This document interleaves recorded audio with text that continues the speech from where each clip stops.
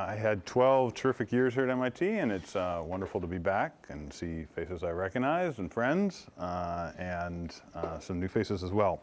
So what I wanted to talk a little bit about, just to make Radhika perfectly uncomfortable, how I'm going to cover, where is she, 150 slides in 35 minutes. But in the name of trying to learn about what the impacts of climate change are and what role data can play in informing that. So this work is being conducted with a group called the Climate Impact Lab that I co-lead with Solomon Shung, Trevor Hauser, and then Bob Kopp, who plays a especially important role since he's a climate scientist, and that means one of us understands that. And we really have two very high-level goals.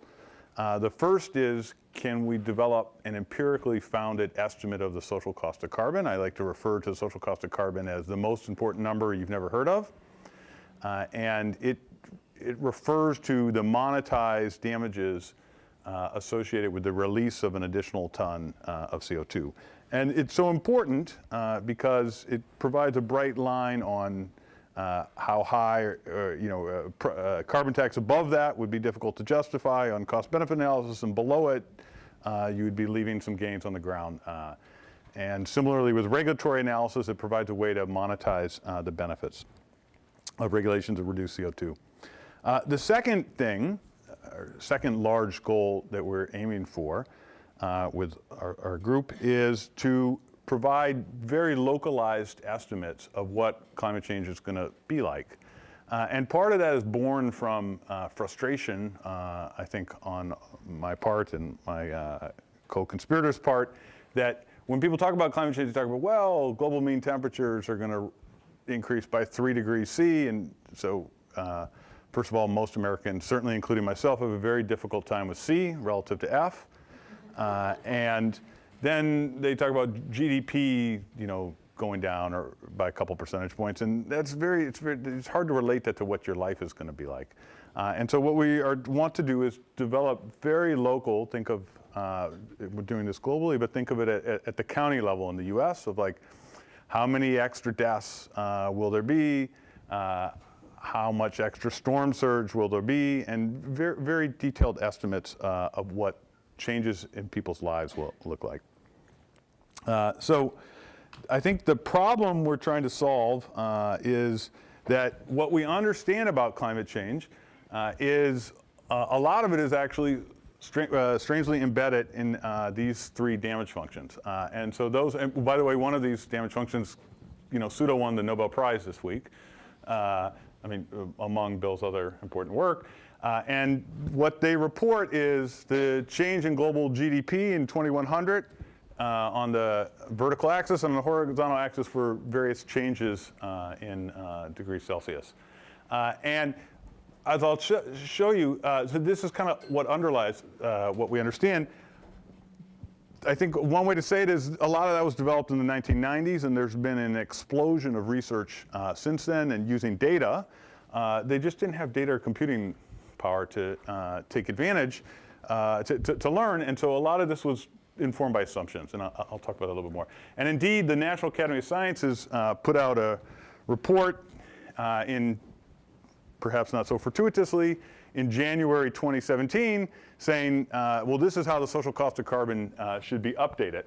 And one of the things they said is much of the research on which the social cost of carbon estimates are based is dated, and there's lots of opportunities for updating that.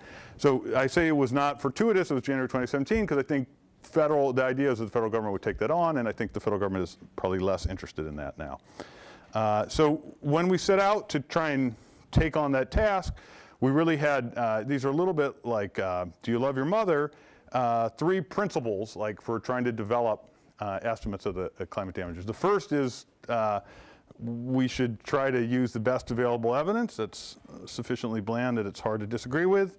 The second, which I think is maybe more relevant, we'll talk about as we go along, is what we do should be based on based on estimates from around the world, not just from a couple of places.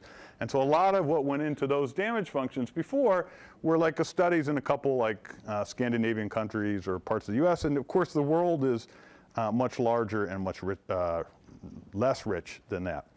And then the third part, which I think is kind of really a challenge on the economic side, is that the estimate should reflect both the benefits of adaptation and the cost of adaptation. So that is what people are going to do in response to climate change. And so just to drive home the point of why there's a need for updating, we went, and the three models that produce the US government social cost of carbon are the fund, the DICE, that's the Nordhaus model, and the Page model. And we went and dug in, well, what papers did they actually cite for evidence? And you can see almost all, first of all, there's not very many papers, and almost all of them are from the 90s. And what they really miss is a kind of explosion of new literature that has tried to document what the impacts of climate change are going to be. Okay, another thing that those models miss is that they're not highly resolved geographically. So the original DICE model treated the world as one region, which implies that climate change in Bangladesh will be the same as climate change in Chicago. You know, a updated model in '96 had 16 regions. What we're going to try to do, or what we're doing, is we're going to divide the world into 25,000 separate regions and try to come up with estimates of what climate change will look like in each of those regions. Okay, so what I thought I would talk now about the way we're trying to peel this apart is sector by sector. And so the first sector that we've made the most progress on is trying to look at the impacts of changes in temperature on mortality. And you should think of that both as reducing cold days, which are bad, which are increased mortality, and increasing hot days. And there'll be some trade-off from some of each. And so this is from a working paper that we have that tries to estimate the mortality consequences of climate change, accounting for both adaptation costs and benefits. And so just to kind of fix thoughts, this is, we're in the D2 part, I think. This is fake data, so I should be very clear about that. This is just, I drew it with a crayon, effectively. But I want you to just think about it for a moment.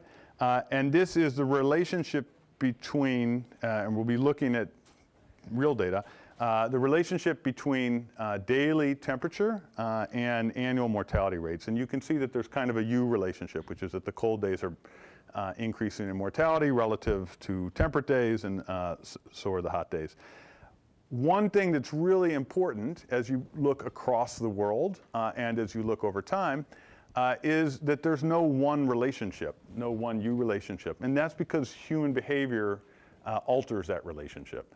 And so I think a poignant example of that is the effect of a day that is greater than 32 degrees C, and I looked this up this morning so I could get it right. I think that's 86 degrees Fahrenheit. So that's the average temperature, not the high. Effect of one of those days on mortality is 40 times greater in Seattle than it is in Houston. And so why is that? Well, in Houston, those kind of days happen all the time. And people have, but it's worth noting, of course, Seattle and Houston are both very rich places, have roughly the same institutions. The reason it's so different is because people have engaged in all kinds of adaptations in Houston to protect themselves. There's lots of air conditioning. People know not to go jogging early in the morning, and in the middle of the day, and on and on. And so when we look across the world, we're going to see lots of variation in this relationship. And that's going to be critical to this exercise. And again, this is just fake data showing that this is changing over in different places and over time. And what we're going to try and capture is how this changes, but also develop some bounds on what the costs are that allowed, say, Houston to go from here to here. Okay, and so to make that a little concrete, the literature has really treated this problem in two different ways, and we're going to try and emphasize a third way. The first is just to assume, to take data from the present and estimate the relationship between mortality and temperature, and then you would get, just reduce it to a single parameter, you would get beta t, and in a paper, and then ask, well, what happens if temperature changes? And so you could define that, and I've done this in previous work, as mortality effects without adaptation, and that's effectively just the beta that you get from the existing data multiplied by the difference in temperature. What that misses, of course, is these adaptations that people might undertake. And those adaptations you could summarize as beta 2. And again, let me make that concrete. That's that Houston might have a response function like this, and Seattle might have a response function like that, where hot days are really, really bad. And so if you wanted to develop an estimate of what the impacts of temperature changes are going to be on mortality that accounted for that adaptation, then you would just take beta 2 times the new temperature after climate change and subtract off beta 1 times the old temperature.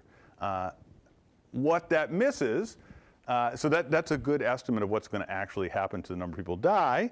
But what that misses is a series of the costs of all the activities that people undertook so that they didn't have to be beta 1 anymore and they could be beta 2.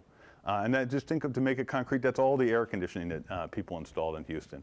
And so if you wanted to get a full, and this is kind of the thesis of this paper, if you wanted to get a full measure of the cost of climate change, it's not sufficient just to know, well, what will happen without adaptation or what will happen with adaptation, but you want to get the direct mortality effect, which is this, plus all the costs that people are going to undertake.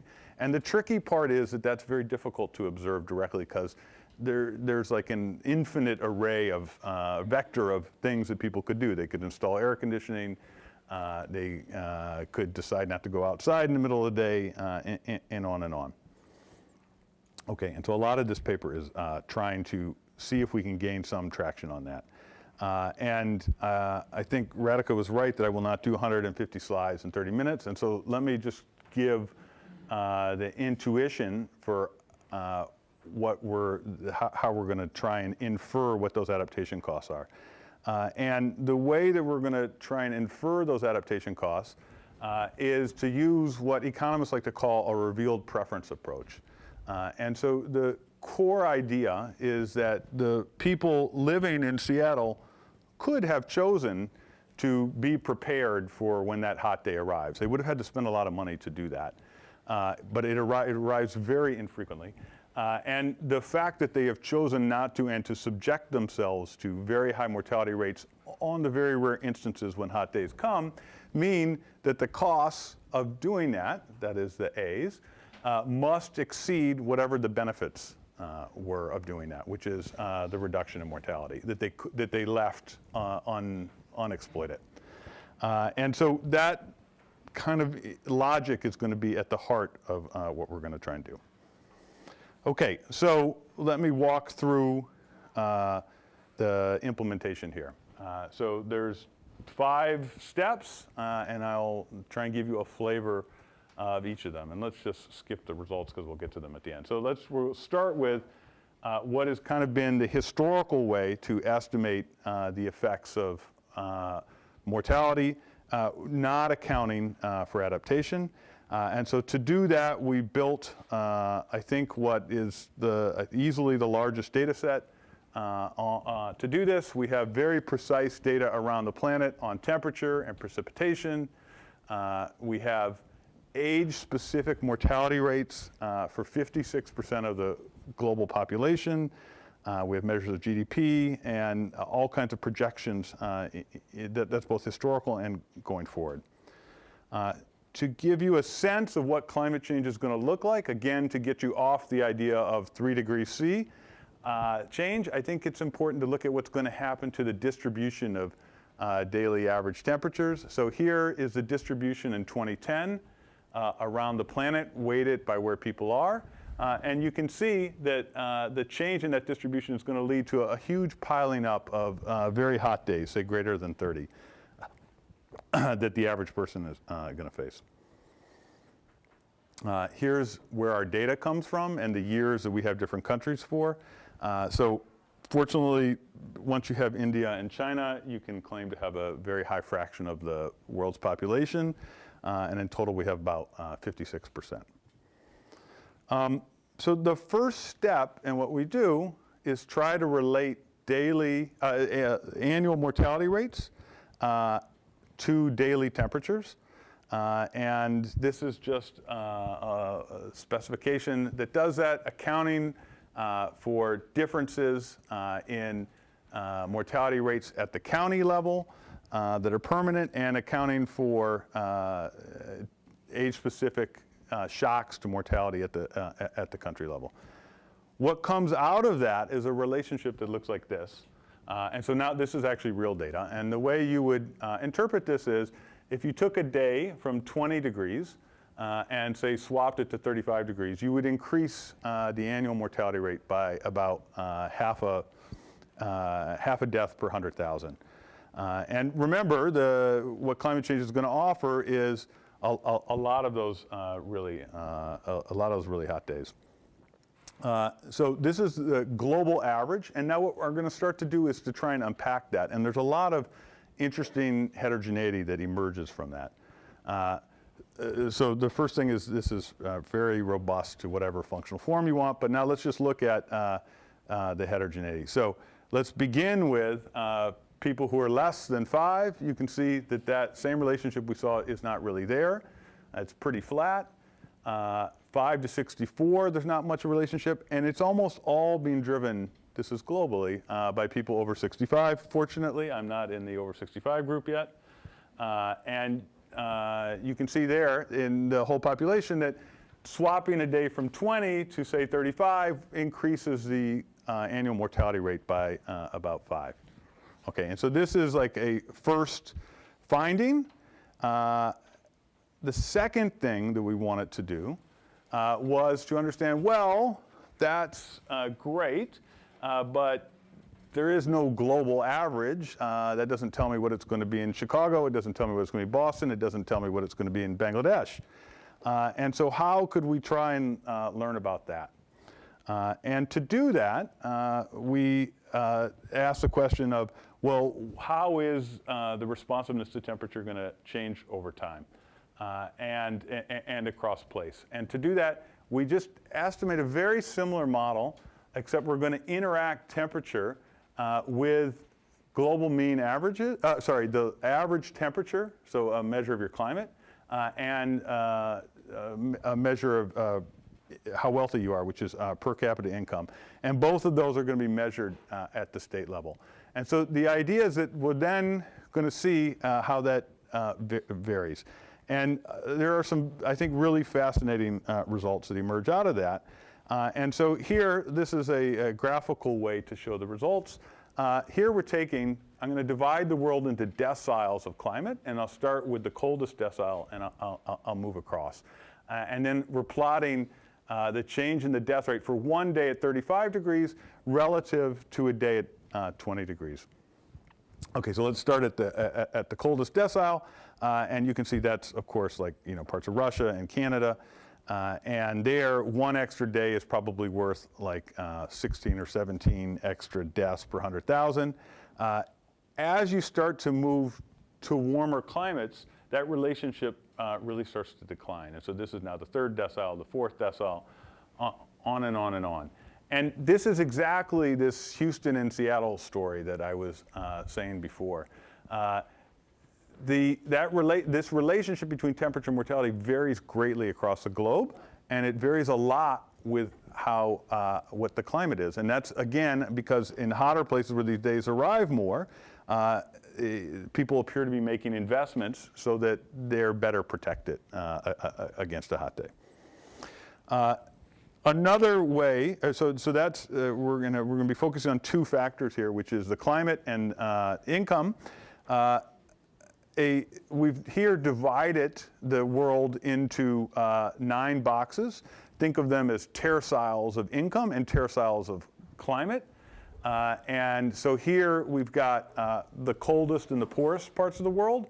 and only 3% of the world lives at the intersection of those two. And this is the response function they have, which is there's not very much death for cold days there, but when a hot day arrives, it's very devastating.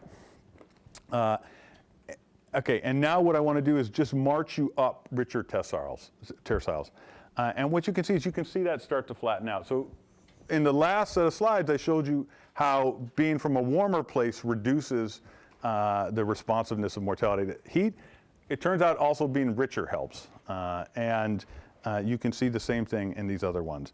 And so when you, and I guess it's also worth emphasizing, the world, so today, 64% of the world's population is in the hot poor bucket. By the end of the century, everyone's going to be moving up and to the right.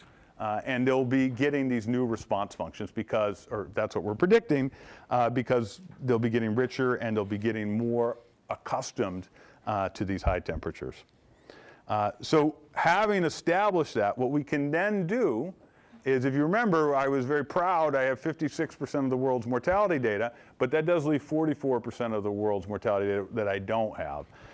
And so having estimated the relationship, the way that temperature varies with income and climate, I can then project that into the 44% of the world that I don't have data for.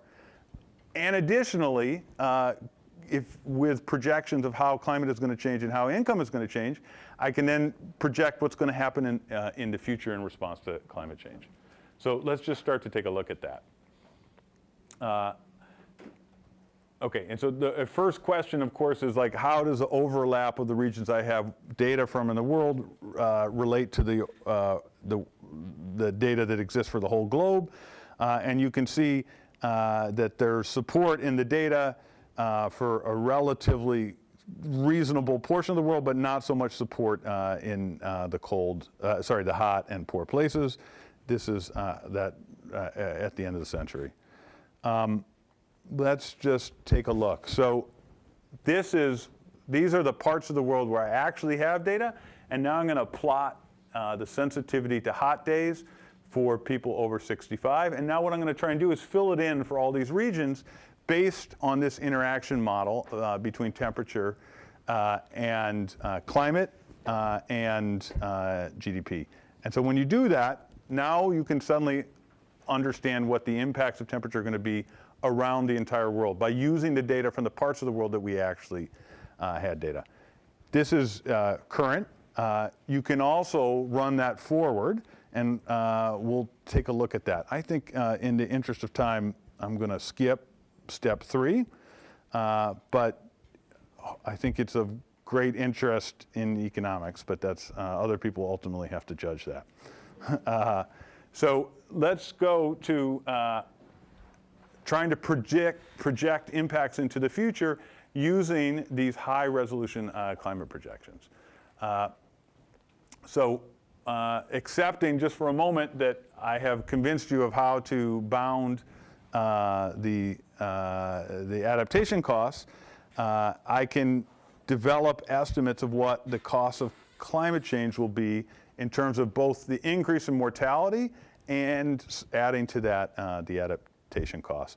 And so just to give you a little flavor of this and the incredible detail we have, you saw this in 2010, now here it is in 2020, and then we can go forward. And the reason it's getting lighter is because the world is getting richer, and as they get richer, the sensitivity to hot days is going down, and the climate's getting hotter, and so that's also causing the sensitivity to hot days to go down. We can go to 2080, and the world continues to get lighter, and you can go to 2100.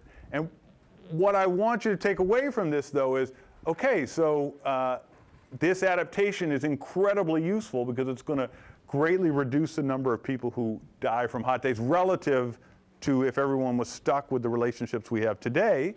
But it's important not to lose sight of all the costs that people had to engage in to get there. And so now let me try and summarize that, how this all adds up.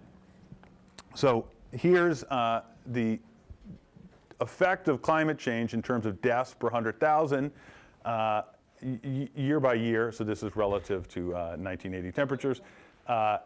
and to the end of the century, and this is with no adaptation, and this is assuming like as it gets hotter and hotter, Seattle says, you know what, even though we can install air conditioning like Houston has, we're not going to do it. And you lead to this really massive projection of what the impacts of mortality are. But once you allow for the fact that people are going to get richer, and will naturally, not due to climate change, naturally get richer and buy more things like air conditioning, the impacts of climate change on mortality are going to be a lot smaller. And then the last piece is, once you allow people to adapt to the better climates, that greatly reduces the impacts, the projected impacts on mortality. And so this is what happens after everyone has adapted. And now I'm just going to add to that my estimate of the cost of adaptation. And that's this black line. And this is our kind of overall estimate of what's going to happen to mortality rates globally, accounting for, what the full cost, let me say that again, what the full cost of the increase in temperatures are on mortality rates, accounting for the cost of adaptation. And here I've measured the cost of adaptation in units of deaths per 100,000. Okay, so that's a big step in this. Oh, and we can account for climate model and statistical uncertainty and put some 10 to 90th percentile range around that.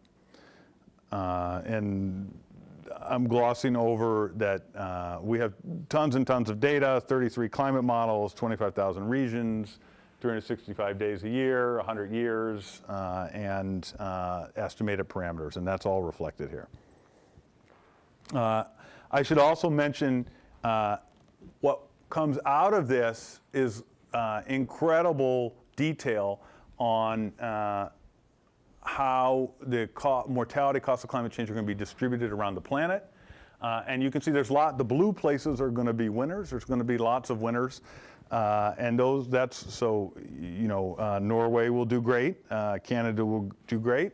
Places that are already hot are going to do worse. And the numbers you were looking at a moment ago are kind of the sum of the entire world. All right, now the last piece of this that I want to talk about and come back to policy making is what would you use all this data for, or in that analysis for, is once I've built this architecture, I can then run the exercise of what happens if I release an extra ton of CO2 into the atmosphere, what is that going to set off? And I can display that with some pictures.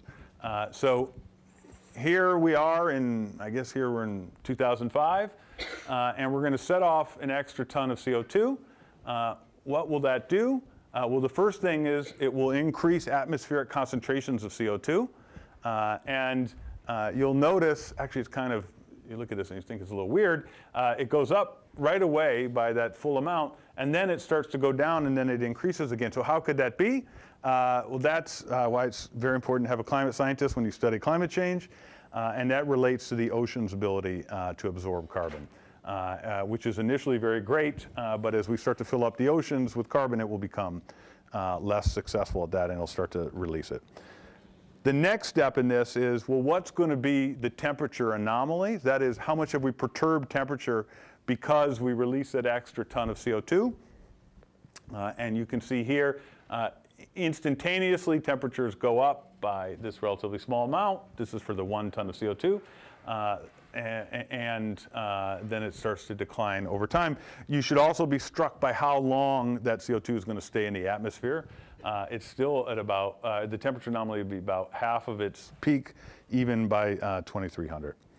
And then, having built these mortality damages that account for both the direct deaths and the adaptation costs, you can ask, well, what's, this is going to produce extra additional mortality every single year, and what does the time path of that look like? And this is, in year 1, it will produce 70 cents worth of damages, and then we're going to take the present value of that at different discount rates, and you can see, so in about 2100, it's still about 50 cents a year, and you can add all that up, and that will tell you the full stream of damages for mortality only from releasing that one additional ton of CO2.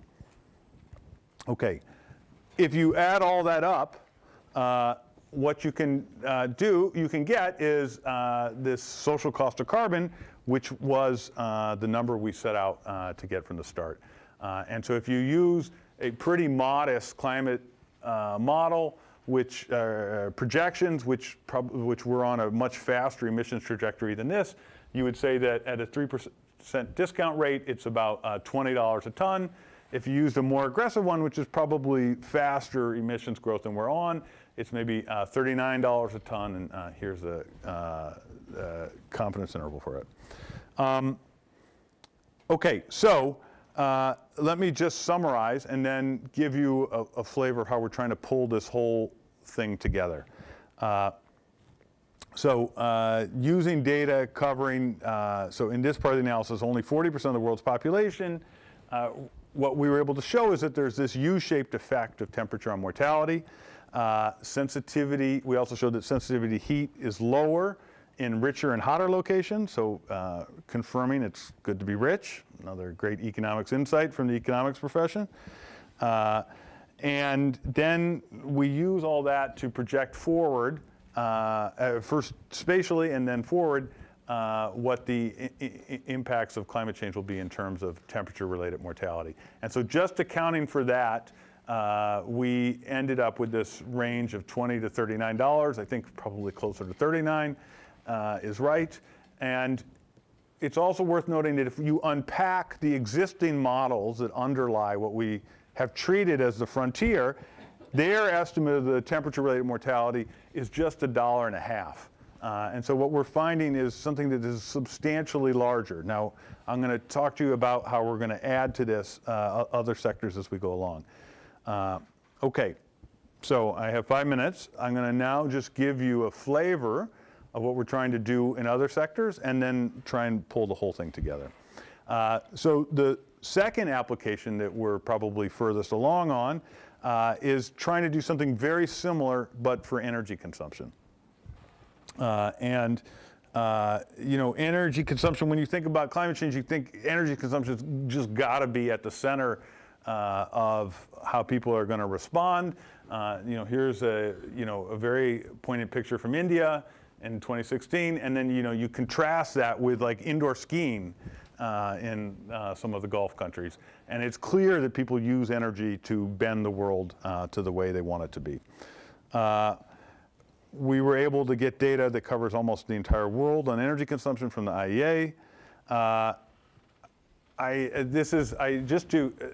This next figure is really shocking in my book. So this figure's got the same flavor. What happens if you take a day that's 20 degrees C and swap it to, let's say, 35? This is what happens to residential electricity consumption in the US. Again, this U shape comes out of the data. Now, that is basically all we knew until we gathered this data for the world.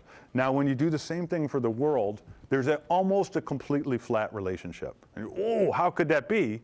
That doesn't make any sense. And what we uncovered is just as the mortality relationship is deeply influenced by income levels, the energy consumption response to temperature is deeply influenced by income levels. And so I'm going to divide the world here into deciles of income. And this is like truly pretty shocking, I thought. And what you can see is that U relationship that we saw in the US for electricity, it's not there in the rest of the world, or in the bottom 6 deciles of income. It's completely absent. You can begin to see a little bit of it starting to show up a little bit here, but basically it's not there. Once you go to the higher levels of income, you can see that U relationship really emerges.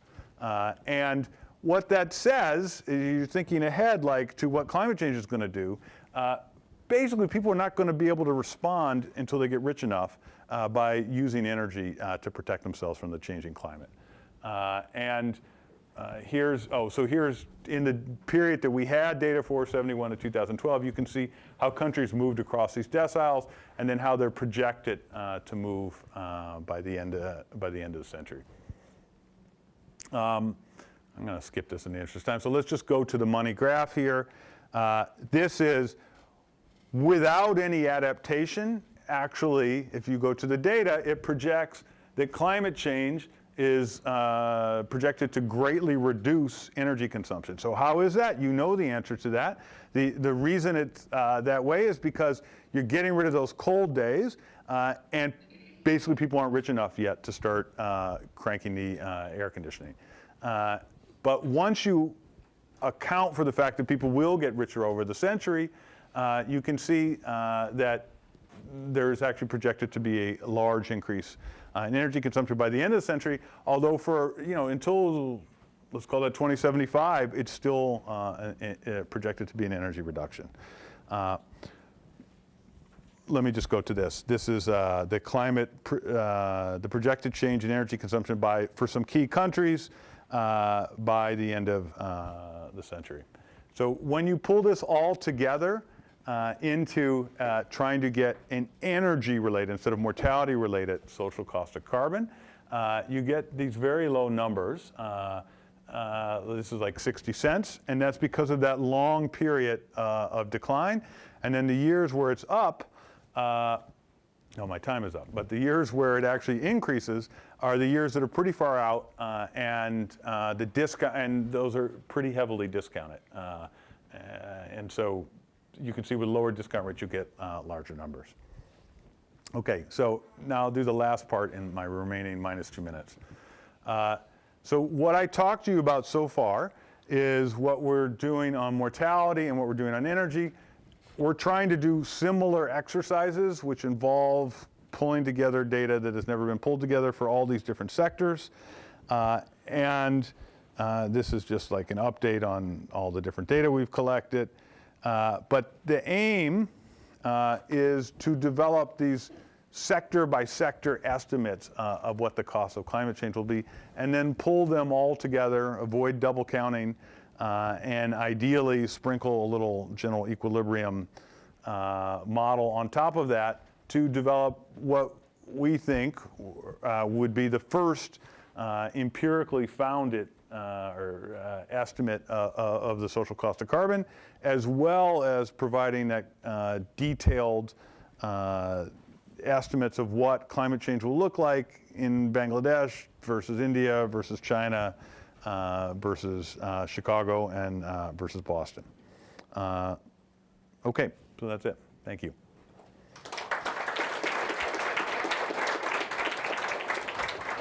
Oh, so sorry, I was slightly off. Just in terms of being able to produce that localized information, this is just like a mock-up of the thing that we aim to create. This is like fake news itself. But where you could click on this, you could find out the impact on the mortality rate or on any of these sectors. So thank you. Excellent. Thank you very much, Michael. So we have some time for question and answer now. I want to take a couple of questions from the audience and then one from the web if there is one. So go ahead and raise your hand, and yeah, in the back. And I'm going to have to repeat some of the questions so we get it on the web. So when I think about mortality from climate change, I usually think more about hurricanes and droughts and crop failures and conflicts and those things. You showed quickly that you're also looking at entitled chapter and other kinds of things. But I'm just wondering if you have a sense of the relative magnitude of the E-related deaths that you talked about here, and then some of these kind of larger and probably harder to quantify deaths, and how those would impact the costs that you're finding. Yeah, I think the temperature-related deaths, they're a little more subtle, and actually you have to dig them out of the data. It's easier to figure out how many people died from Hurricane Michael than it is from a heat wave.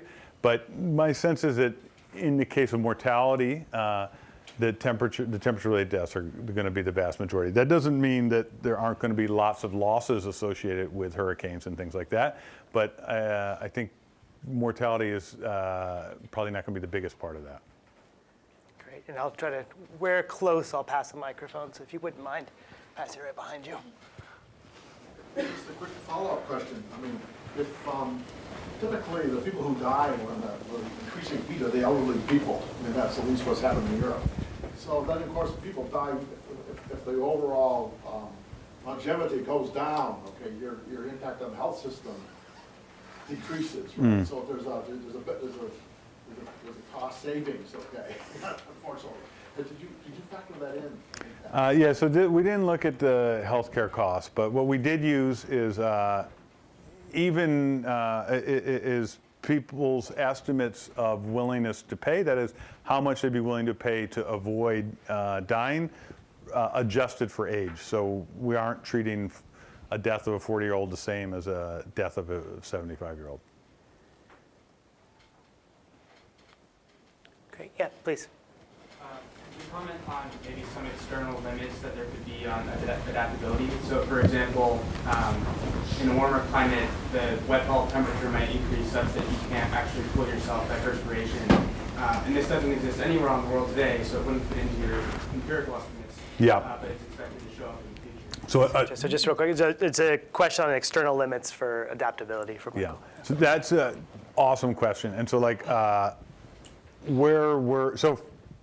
let me first give a pseudo non-answer. If you go on the web, there's actually now you can buy air-conditioned shirts. And like guys who work in the Gulf states, I think wear them. So there will be I only say that, I'm sure they're extraordinarily uncomfortable and they're awful, but there will be extraordinary adaptation in all kinds of things, including clothing, I'm sure, that will aid cooling. Having said that, what you're right to pick on is we're trying to extrapolate into temperature ranges that we really don't see a lot of on the planet,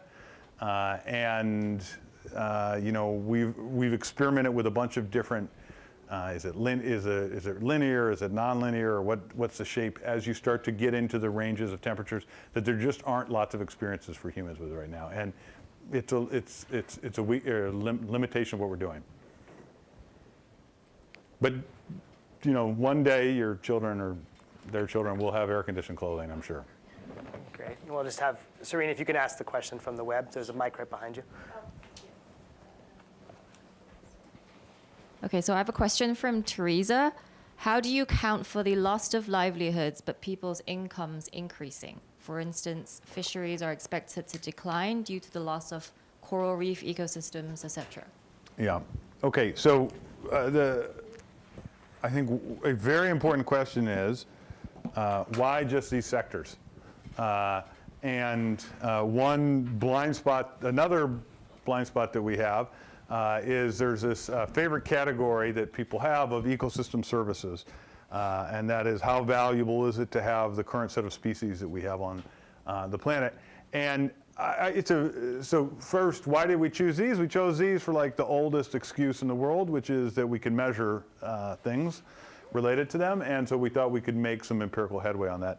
And there are some areas that we're going to miss out on, and ecosystem services valuation, or the value of ecosystem services and how those ecosystems change in response to climate change is largely going to be blind spot. So I would think of this as a partial estimate, but a step towards the ideal of being able to measure everything, maybe even to measure everything with a randomized control trial. But Is there a question back here? Yeah, Radhika, do you want to hand him the mic?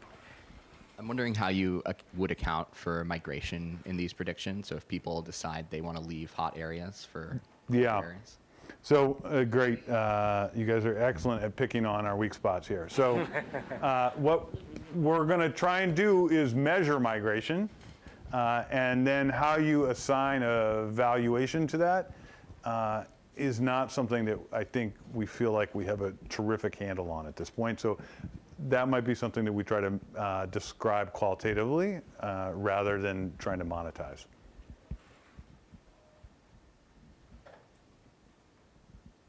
But I should say that's a sector that we're still in the early days on. Radhika, right next to you. So it sounded like some of your adaptation costs for mortality were energy costs, right? Like, you reduce the temperature in your house and there's an energy cost associated with that. Are they totally separate from the energy costs you discussed? Yeah, so without getting diving into the math of our model for adaptation costs, we believe that we've found a way to separate the energy consumption that services mortality protection from the energy consumption that provides comfort. But an important, but maybe a generic question, issue that you're raising is how to avoid double counting, and that's going to be an important part of what we do. Or we're certainly trying to. Maybe a follow-up on that. You can avoid double counting, but how do you make sure that you counted everything? I mean, how do you know you're not off by factor of 10 in your estimate of the social cost part? Yeah, that's, you might be able to name some other thing that is not on the list. The question from the web was ecosystem services, and that's something we're not going to measure. I think the fact that there is a number out there already that comes from those existing models that I started my talk with is a way of saying, is one way to benchmark what we're finding. And again, what we're finding is that basically the mortality impacts are as large as the total impacts that those other models estimated. And so that's before you start adding in all these other things.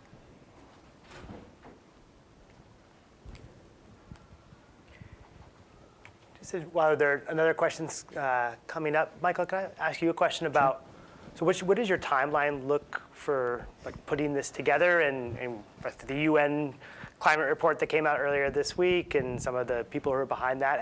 Have you been able to begin to present this methodology to kind of UNFCCC type folks? Yeah, so we've certainly engaged with them, and our aim is that by the next summer that we would have most of these sectors nailed down. Now, we've been working on this for 3.5 years, and so like just the data collection has been super duper painful, and getting actually there's so much data once you bring in the climate models that even there's like been computing challenges, which seems like an antiquated idea, but our aim is to have each of these done by the summer, and then have what we would call like a partial equilibrium social cost of carbon, so one that doesn't account for the interactions across sectors, and then build a kind of general equilibrium model that could incorporate all of that. And that I suspect that could take another year. But we're about 3.5 years in, and we're happy that some of these are beginning to see the light of day. Great. Yep, Serene, do you have another question coming from the web? Just one sec as Radhika brings down the microphone. Thanks, Radhika. So I've got a question from Tony, who says, when you say open source, do you mean just the data or all of your cyber infrastructure, including the code?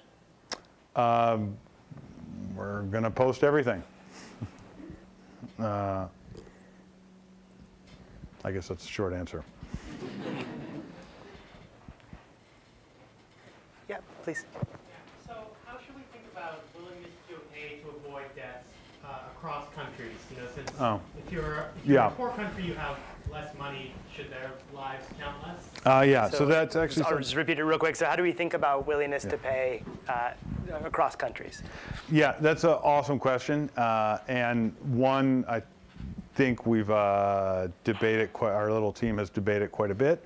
And in the exercise you saw, we assume that willingness to pay, or the value of statistical life, that there's an elasticity of that with respect to income of one. And so, but an alternative view would be that maybe there should be some global social planner, and then all lives would be valued equally.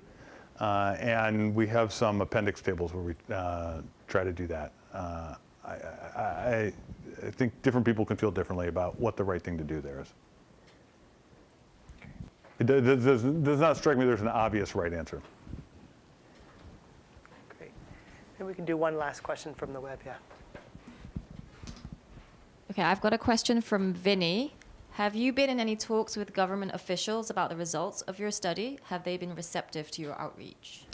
Yeah, so we've talked to a fair number of government officials. I think our communications with the U.S. federal government have declined a lot after the 2016 election. There was not such great interest in this then, but a lot of foreign governments and state governments have expressed interest.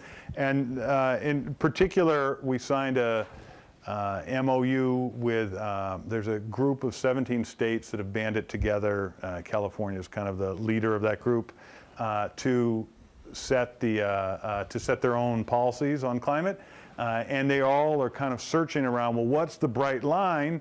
How much money should we spend per ton of carbon abated to address carbon? And so they're all kind of looking for social cost of carbon, and we've signed a MOU with them and are in kind of continual discussions with them about what we're finding. And then I think the final number we get, several of them want to feed that, and some actually have a statutory requirement, feed that right into setting their policy, be it like renewable portfolio standards or policies to support nuclear or energy efficiency policies or a range of policies that states enact. And I guess I should mention, I think Mexico and Canada joined that coalition as well. So I guess we're involved with them too. Great. Any final questions from the audience before we wrap up? Great. Michael, thank you so much for coming. It was a really fantastic presentation.